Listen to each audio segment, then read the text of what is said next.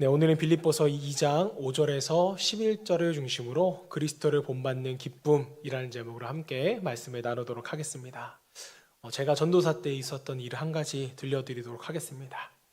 어느 주일날 사역을 마치고 제가 버스를 타고 집으로 가고 있는데 이제 버스장 정류장에 도착하게 되어서 이제 벨을 누르고 기다리고 있는데 갑자기 남자 청년 한 명이 제게 다가와서 이렇게 묻는 거 아니겠습니까? 대뜸 목사님이시죠? 이러는 것이었습니다. 저는 너무나도 깜짝 놀라서 왜 그러시는데요? 라고 물어보니까 그 남자 청년이 저에게 이렇게 말했습니다. 목사님처럼 보여서요. 실화입니다. 정말로 있었던 일인데요. 제가 속으로는 내가 그렇게 신실해 보이나? 좀 이런 생각을 하면서 기분도 좋았지만 자세히 보니까 이 남자 청년이 좀 정상은 아닌 분 같았어요. 그래서 제가 목사는 아닙니다 하고서 얼른 버스에서 내린 기억이 저에게 있습니다. 당시 전도사였기 때문에 전도사님이세요? 이랬다면 제가 전도사입니다 이렇게 했을 텐데 목사님이냐고 물어봤기 때문에 아니라고 대답하고 빨리 내렸습니다. 하지만 목사님이세요? 라는 그 질문이 저에게는 내심 좋았던 것 같아요. 그래서 아직까지도 기억에 남는 것 같습니다. 그런데 제가 더 기분이 좋았던 적이 있었습니다. 어느 때였냐면 이제 목사 안수를 받고 얼마 되지 않아서 주일 오후 예배 때 제가 말씀을 전하게 되었는데 예배가 마치고 한 권사님이 저에게 오시더니 이렇게 말을 하는 거예요. 오늘 목사님이 말씀을 전하시는데 꼭 예수님을 보는 것 같았습니다. 이렇게 말씀을 하시더라고요. 믿겨지세요, 여러분? 그 권사님이 조금 눈이 안 좋으신 분이긴 했는데 그렇게 말씀해 주시니까 너무 감사하고 제가 기분이 좋더라고요. 예수님을 보는 것 같았다. 사실 너무나도 부담스러운 말이지만 예수님을 닮아가는 것 모든 그리스도인들이 가져야 할 목표이기 때문에 권사님의 그 말씀이 아직까지도 저에게는 여운으로 남아 있습니다. 톰 소여의 모험을 쓴 소설가 마크 트웨인은요 이런 말을 했습니다. 모보는 희망인 동시에 절망이다. 무슨 말인지 좀 이해가 가시나요? 이 말의 의미는요, 누군가를 우리가 닮아가려고 할 때 그 대상을 닮기가 그렇게 어려운 대상이 아니라면 우리에게 희망이 될 수 있지만 닮고자 하는 그 대상이 도저히 닮기 어려운 높은 수준의 삶과 인격을 소유하고 있다면 그를 닮아가는 것 그 자체가 절망일 수밖에 없다라는 의미입니다. 그런 의미에서 오늘 우리가 보는 본문은요, 매우 절망적인 본문이에요. 우리에게 있어서 겸손과 신앙의 본을 보이신 예수님의 모본이 오늘 본문의 내용이기 때문입니다. 여러분 생각해 보세요. 우리가 예수님을 닮아갈 수 있을까요? 예수님처럼 우리가 겸손하게 살아갈 수 있을까요? 그럴 수 없잖아요. 불가능한 이야기 아닙니까? 예수님처럼은커녕 예수님을 믿는다는 것이 부끄럽고 또 예수를 믿는다는 것이 불리해질까 봐 이것을 숨길 때가 훨씬 더 많은 인생이 우리들 아니겠습니까? 그런데 우리가 어떻게 예수님처럼 살아갈 수 있을까? 우리가 좀 더 여러분 깊이 한번 생각을 해볼게요. 이것이 정말 비현실적인 요구라면 성경은 예수님처럼 살 수 없음에도 불구하고 이 말도 안 되는 요구를 우리에게 과연 하고 있는 것일까요? 아니죠. 성경은 우리에게 절대 불가능한 것을 요구하지 않습니다. 이미 그리스도를 너무 닮아서 그리스도인이라고 불리는 사람들이 있었잖아요. 바로 초대교회 교인들, 사도행전에 소개된 안디옥 교회 교인들이 바로 그러한 사람들이었습니다. 예수님을 너무 닮아서 다른 이로 하여금 그리스도인이라고 불려졌던 성도들. 그렇습니다. 우리는 분명 예수님을 닮아갈 수 있습니다. 예수님처럼 우리는 살아갈 수 있어요. 우리 모두는 예수님처럼 살라고 부르심을 받은 그리스도인들입니다. 다시 말해서 예수님을 나의 구주와 주님으로 믿는 순간부터 내 안에는 내가 사는 것이 아니라 우리 안에는 예수님께서 사시는 것이기에 우리는 점점 더 예수님을 닮아갈 수밖에 없다라는 것입니다. 믿으십니까? 믿으셔야 돼요. 우리 안에 예수님이 있으면 우리는 예수님을 닮아갈 수 있습니다. 처음부터 예수님을 닮은 사람은 없어요. 하지만 예수님을 닮아가는 것이 우리 신앙생활의 목표이자 하나님의 뜻이기에 우리는 부족하지만 한 걸음씩 한 걸음씩 조금씩 조금씩 예수님을 닮아가야 하는 것입니다. 여러분, 또 신앙생활에 있어서 예수님을 닮아가는 것만큼 우리에게 기쁜 일은 또 없습니다. 오늘 저와 여러분 모두가 예수님을 닮아갈 수 있기를 주님으로 축복합니다. 자, 그렇다면 우리가 어떻게 예수님을 닮아갈 수 있을까? 오늘 본문 말씀을 통해서 우리가 세 가지 교훈을 함께 얻기 원하는데요. 첫 번째로 예수님을 닮기 위해서는 예수님의 마음을 품어야 됩니다. 예수님의 마음을 품어야 한다.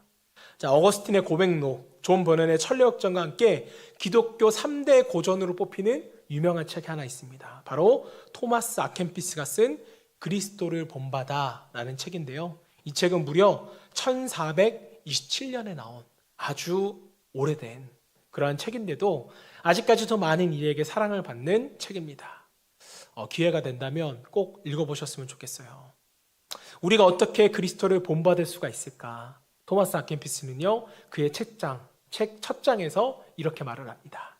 그러므로 우리가 가장 힘써야 할 것은 예수님의 삶을 깊이 묵상하는 것입니다. 사랑하는 여러분, 우리가 예수님처럼 살고자 할 때 가장 중요하고 가장 우리가 힘써야 될 것은 무엇이냐? 바로 그것은 예수님을 깊이 묵상하면서 그분의 마음을 우리 가슴 가운데 품는 것인 줄로 믿습니다. 자, 그래서 사도 바울은요, 제일 먼저 빌립보 교인들에게 이렇게 말했어요. 본문 5절입니다. 너희 안에 이 마음을 품으라. 곧 그리스도 예수의 마음이니. 무슨 말이에요? 예수의 마음을 품을 때 비로소 우리는 예수님처럼 살아갈 수 있다라는 사도 바울의 권면인 것입니다. 자, 다시 말해서 아무리 우리가 그리스도인이 되었다 할지라도 예수의 마음을 날마다 품지 않고 살아간다면, 또 세상의 헛된 것만 품고 살아간다면 우리는 결코 예수님처럼 될 수 없다라는 것입니다. 잠언 23장 7절 말씀 세 번역 버전을 읽어드리겠습니다. 무릇 그 마음의 생각이 어떠하면 그 사람됨도 그러하니. 그렇습니다. 우리의 마음이 뭘 결정해요? 나의 나됨을, 사람됨을 결정한다는 말씀입니다. 자, 그러기에 우리가 예수님처럼 살아가려고 한다면 무엇보다 우리는요, 예수님의 마음을 품고 그분을 늘 묵상해야 된다는 거예요. 정말 제가 보람된 것은 성경을 가르치고 또 제자 훈련을 하다 보면 사람이 변한다라는 것입니다. 사람은 안 변한다라고 했지만 주의 말씀에 능력이 있어요. 말씀이 양육하면 그 사람이 변화되는 것을 저는 보게 됩니다. 놀랍게도 예수님을 닮아가기 시작해요. 자, 그런데 변화의 이유는 한 가지입니다. 성경 공부를 하고 제자 훈련을 받는 동안에 공부하는 것으로 끝내는 것이 아니라 그것을 우리 삶에 적용하도록 숙제를 내주고 늘 예수님의 말씀을 생각하도록 큐티를 하게 하고, 다시 말해서 예수님의 마음을 늘 품을 수 있도록 돕기 때문에 그 사람이 변하더라는 거예요. 우리가 여러분 셀 모임을 하잖아요. 예배다운 예배라는 우리가 귀한 책으로 셀 모임을 하는데, 우리가 이 책을 읽다 보면 우리가 이전에는 해보지 않았던 삶의 예배를 우리가 어떻게 드려볼까, 우리 삶에 적용해 보려고 노력하잖아요. 노력하셔야 됩니다. 노력하시잖아요. 여러분들이 눈치채지 못할 수도 있지만 셀 모임을 하거나 성경 공부를 할 때 여러분들이 저에게 자주 하는 말씀이 있습니다. 그게 뭐냐면 생각하게 되었습니다 라는 말을 자주 하세요. 예배가 무엇인지 다시 한번 생각해 보게 되었습니다. 또 저의 신앙에 대해서 제가 다시 한번 더 생각해 보게 되었습니다. 여러분들은 그냥 하는 말 같지만 우리는요, 이 생각을 통해서 주님의 마음을 품게 되거든요. 그렇습니다. 주님을 닮아가는 놀라운 변화, 그것은 눈물을 흘리며 감동받는 순간에 일어나는 것이 아니라 우리가 묵상과 기도를 통해서 주님의 마음을 품을 때 그것이 일어나게 되는 것입니다. 다시 말해서 아무리 예배 때마다 수많은 감동을 받는다 해도 지속적인 묵상을 통해서 주님의 마음을 품지 않고 우리가 살아간다면 우리는 그리스도를 본받아 그분을 닮아가는 기쁨을 누릴 수 없는 것입니다. 사랑하는 여러분, 우리가 사랑하는 주님, 여러분 그 주님을 정말 닮고 싶지 않으세요? 그렇다면 매 순간마다 주님의 마음을 품으시기를 바랍니다. 주님의 마음을 깊이 묵상하세요. 그렇게 할 때 사랑하는 주님의 모습이 우리를 통해서 마침내 드러나게 될 줄로 믿습니다. 자, 한 발 더 나아가서 우리는 어떻게 예수님을 닮아갈 수 있을까? 자, 두 번째는요. 예수님처럼 우리 자신을 낮춰야 됩니다. 우리가 예수님을 닮기 위해서는 예수님처럼 우리 자신을 낮추는 방법밖에 없어요. 자, 말씀드린 것처럼 주님의 마음을 품을 때 우리는 예수님을 닮아갈 수 있습니다. 자, 그렇다면 예수님의 마음이 무엇일까요? 사도 바울은요, 그것을 매우 자세하게 풀어주고 있습니다. 본문 6절, 8절 말씀 한번 보겠습니다. 그는 근본 하나님의 본체시나 하나님과 동등됨을 취할 것으로 여기지 아니하시고 오히려 자기를 비워 종의 형체를 가지사 사람들과 같이 되셨고 사람의 모양으로 나타나사 자기를 낮추시고 죽기까지 복종하셨으니 그 십자가에서 죽으심이라. 자, 사도 바울이 예수님의 마음을 여러분 어떻게 설명하고 있어요? 자신을 비우고 낮추는 겸손이라고. 사도 바울은 예수님의 마음에 대해서 정의를 하고 있습니다. 자, 다시 말해서 한없이 비워지고 그 낮아진 예수님의 겸손한 마음을 품고 늘 그것을 생각하며 우리가 살아갈 때 비로소 우리는 예수님을 닮아갈 수 있다는 것입니다. 여러분, 하지만 여러분 이게 쉽게 가능할까요? 제가 지난주 수요예배 때도 하나됨에 대해서 이 말씀을 전할 때 교만과 허영에 대해서 또 겸손함에 대해서 말씀을 전했잖아요. 자, 그런데 제가 한 주간 동안 겸손하게 살아갔을까요? 죄송합니다. 겸손하지 못했어요. 지난주에는 제 설교를 잘 들으시는 분이 이렇게 말하셨습니다. 목사님의 설교는 논리적이고 다른 분과는 좀 다른 것 같아요. 여러분도 그렇게 생각하세요? 그분은 그렇대요. 지난주에 만난 목사님들도 저에게 목사님 설교가 참 좋습니다. 이렇게 또 칭찬을 해주시더라고요. 제가 늘 부족한 것은 알지만 또 느끼지만 순간 그렇게 말씀해 주시니까 제 마음이 설레더라고요. 들뜨더라고요. 아, 날 이렇게 알아주는 사람도 있구나. 그런데 설교를 준비하기 위해서 이 토마스 아켄피스의 그리스도를 본받아를 읽는데 이런 구절이 눈에 들어왔습니다. 토마스 아켄피스는요, 그리스도를 본받는 것에 대해서 굉장히 겸손을 강조합니다. 한 챕터 자체가 겸손에 대한 이야기예요. 그리스도를 본받는 것에 대해서. 이 책에 이렇게 나옵니다. 자신에 대해 진정으로 아는 사람은 스스로 겸손하기 때문에 다른 사람들의 칭찬에서 기쁨을 찾으려고 하지 않는다. 제가 다른 사람 칭찬 듣고 굉장히 기뻐했었는데 이 말씀을 보니까, 이 책을 보니까 기쁨이 쏙 하고 들어갔습니다. 사실 성도님들이 저에게 해주시는 격려와 칭찬은 하나님의 은혜죠. 하나님이 저에게 해주시는 격려입니다. 자, 그런데 마치 내가 잘나서 그런 줄 알고 기뻐하는 제 자신을 다시금 보았어요. 그러면서 또 생각합니다. 아, 나는 정말 교만하구나. 아, 나는 겸손하지 못하구나. 사랑하는 여러분, 제가 왜 여전히 교만하게 살아가고 있는 것일까요? 주님의 겸손을 제대로 배우지 못한 것입니다. 주님을 보세요. 그분은 근본 하나님의 본체셨어요. 근본이라는 뜻은요, 처음부터, 원래부터, 영원 전부터 라는 의미잖아요. 자, 그렇습니다. 그분은 원래부터, 처음부터, 아니 영원 전부터 근본 하나님이셨어요. 하나님이 아니신 상태로 거하실 수 없는 분이죠. 자, 그런데 그런 분이 하나님과 동등됨을 취하지 않고 오히려 자기를 철저히 비우시고 낮추셨다는 거예요. 어떻게요? 신이신 하나님이 미천한 인간이 되셨고 가장 비천한 말구유에서 태어나셨습니다. 그분은 늘 사람들을 돌보고 고치셨고 또 먹이셨지만 정작 자신은요, 머리둘 곳 없는 가난 속에서 평생을 살아가셨습니다. 하나님이 이보다 더 낮아질 수 있을까요? 저는 낮아질 수 없을 거라고 생각했어요.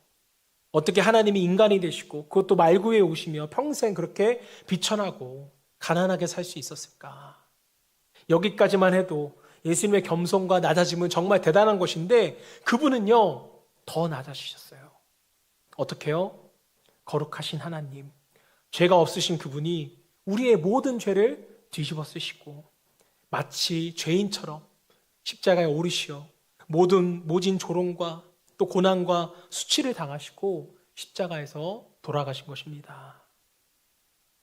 예수님의 겸손, 그 겸손의 절정은 바로 극악한 죄인인 우리들이 죽어야 할 그 십자가에서 죄인 취급을 받으시면서 온갖 멸시와 천대와 조롱과 고통 속에서 죽으신 것이었습니다.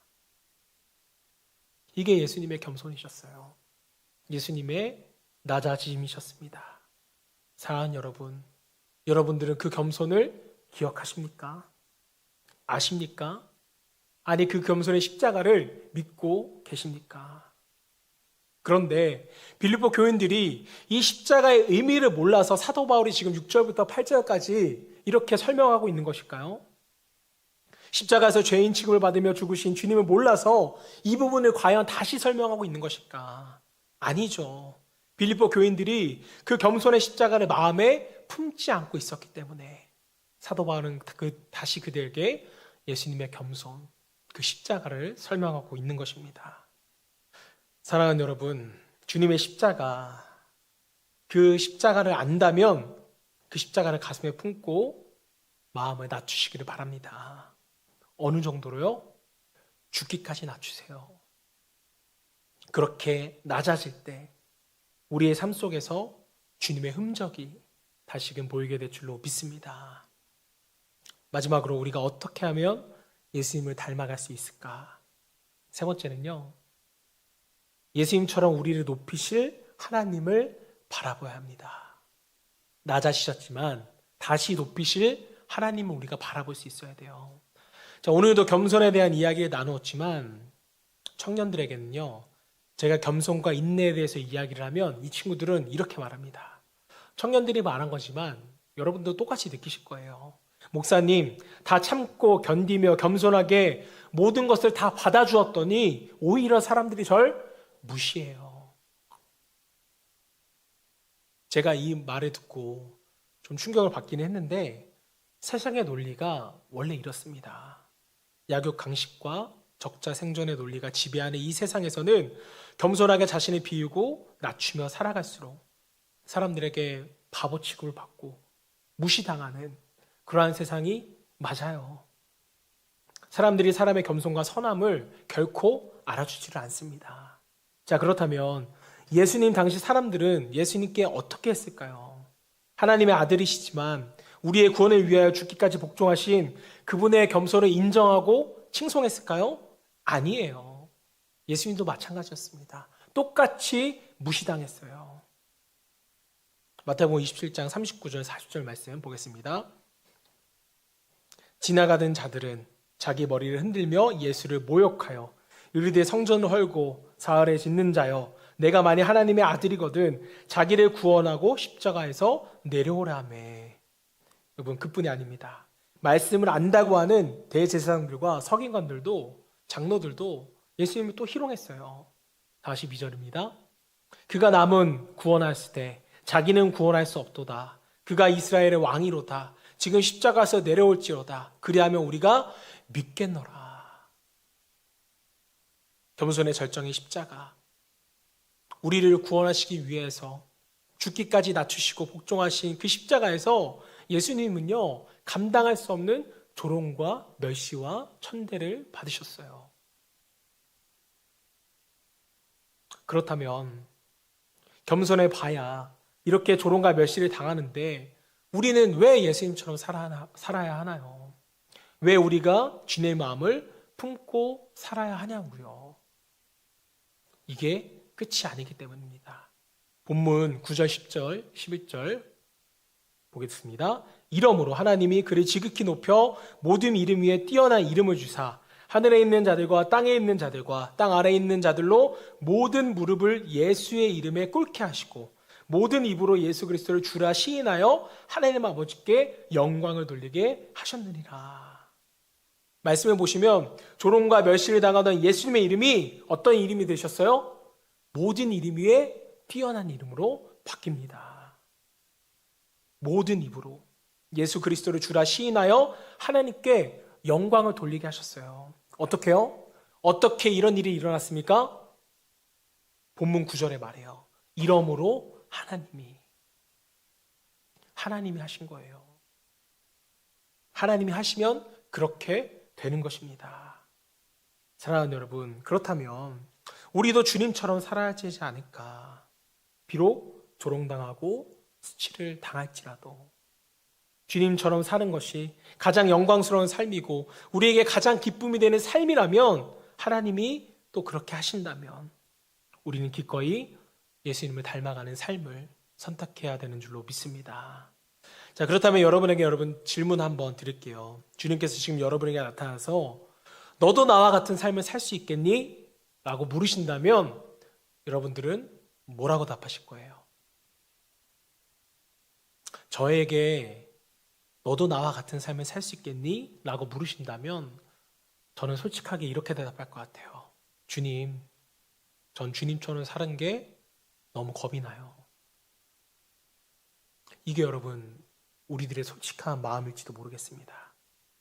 말씀을 전하면서도 계속 되뇌이고 생각해 보지만 이게 저의 솔직한 마음일 것 같아요. 주님, 전 주님처럼 사는 게 너무 겁나요.